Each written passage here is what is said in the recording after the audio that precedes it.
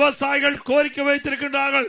அப்படி விடுபட்ட ஏரிகளும் குளங்களும் அந்த திட்டத்தின் மூலமா நீர் நிரப்பப்படும்.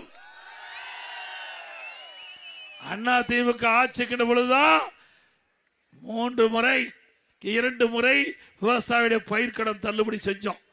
2 முறை விவசாயிகள் வாங்கிய தொடக்க வேளாண் கூட்டுறவு சங்கங்களை பயிர்க்கடன் தள்ளுபடி செஞ்சோம். மீண்டும் அண்ணா திமுக ஆட்சி மலர்ந்தவுடனே விவசாயிகள் தொடக்க வேளாண் கூட்டுறவு சங்கத்தில் வாங்கிய பயிர்க்கடன் தள்ளுபடி செய்யப்படும்.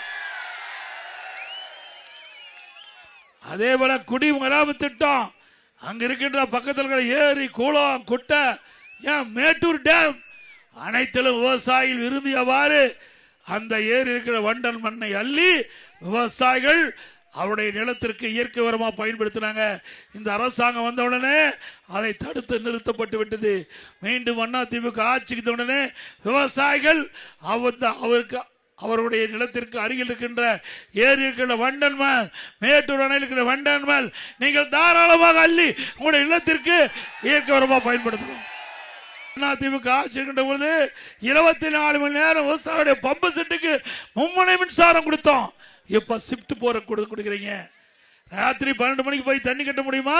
தோட்டத்தில் சாலையில் தண்ணி கட்டி பார்த்துருந்தா தெரியும். விவசாயத்துக்கு தண்ணி பாய்ச்சி பார்த்துருந்தா தெரியும். இன்னைக்கு விஷ பூச்சி கடிச்சா யார் காப்பாத்துறது? விவசாயினா இலக்காரமா இருக்குது ஸ்டாலினுக்கு.